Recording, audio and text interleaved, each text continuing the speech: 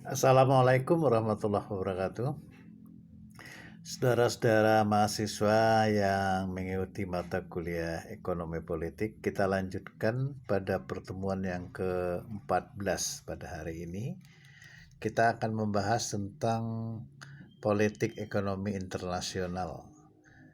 Jadi, ekonomi politik internasional itu sebenarnya berdasarkan pada teori ekonomi yang sudah kita jelaskan sebelumnya, teori ekonomi politik sebelumnya, yaitu liberalisme dan Marxisme. Ada di antara dua pertengahan yang disebut nasionalisme. Ya. Nah, hari ini akan kita fokuskan kepada yang bagian pertama dulu, yaitu yang liberalisme yang dalam prakteknya adalah penerapan konsep ekonomi politik internasional yang disebut dengan politik globalisasi ekonomi. Baik, kita lanjutkan.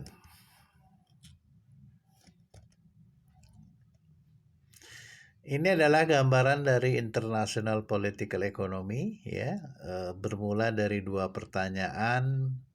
Pertama, apa yang bisa membuat suatu negara itu makmur, rakyatnya mencapai kesejahteraan?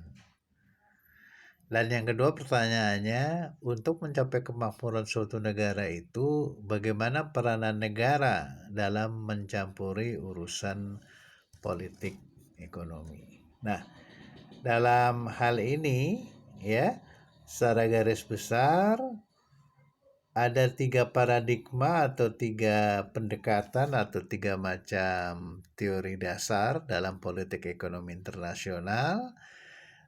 Pertama, liberalisme, ini sering disebut sebagai aliran kanan, dan yang sisi lainnya yang disebut sosialisme atau marxisme, atau di sini disebut oleh mereka sebagai strukturalisme, ya. Strukturalisme itu ada cabangnya sekarang, marxisme yang dikembangkan seperti di Cina, Rusia, dan dependensi itu yang dikembangkan di Amerika Latin. Nah, di antara dua paradigma ini ada namanya nasionalisme, ya. Nasionalisme juga satu doktrin ekonomi politik yang banyak dipakai pada hari ini. Pendekatan nasionalisme ini intinya menggabungkan antara pendekatan liberal dan struktural, ya. Baik, yang liberalis saya rasa kalian sudah banyak paham, ini sudah kita jelaskan sejak awal, ya. Makanya kenapa kok terkesan kita ulang teori ini, nah, karena memang pada dasarnya seperti itu. Baik, kemudian ya,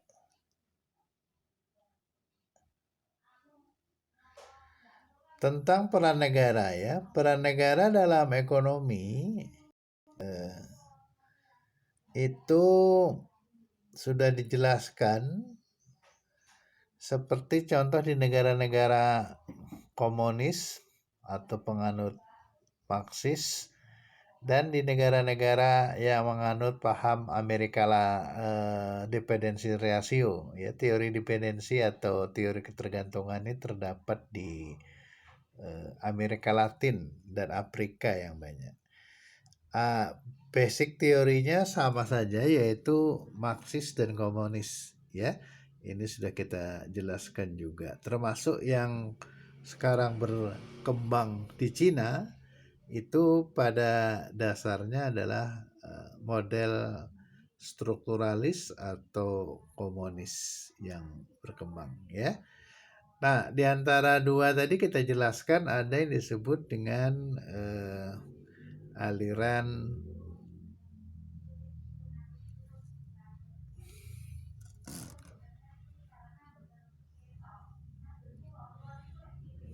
nasionalisme, ya.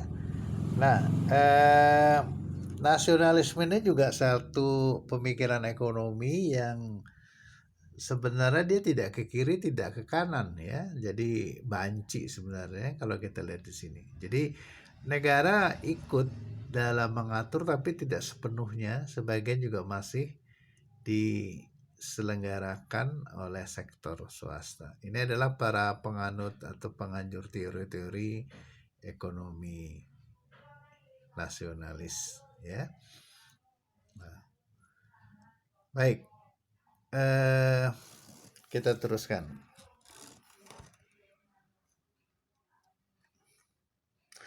Jadi demikian itu gambaran ekonomi politik internasional yang sebenarnya tidak lain pengaplikasian ya dua paham utama dalam pemikiran ekonomi politik, yaitu liberalisme yang disponsori oleh Adam Smith CS. Itu dalam sejarah pemikiran ekonomi kita kenal sebagai aliran klasik, neoklasik, Keynes, ya. Kemudian yang kedua aliran Marxisme yang tadi disebut sebagai aliran strukturalisme. Jadi dalam praktek ekonomi politik internasional, suatu negara itu tinggal nanti ideologi politik apa yang dianut. Kalau seperti Amerika, Eropa Barat, Jepang, Singapura, ya, karena dia menganut paham liberalisme, maka ekonomi politiknya ya berlandaskan pemikiran-pemikiran ekonomi politik liberal. Sementara seperti Cina, Rusia, karena ideologi politiknya dalam Marxisme, maka sistem ekonomi politiknya juga cenderung ke model strukturalis atau Marxisme. Saudara-saudara, saya rasa untuk bagian pertama ini saya cukupi. Nanti dilanjutkan pada bagian 2 ketika kita mencoba menjelaskan praktek ekonomi politik internasional untuk negara-negara yang menganut paham liberalisme. Praktek itu yang disebut dengan globalisasi. Silahkan mengklik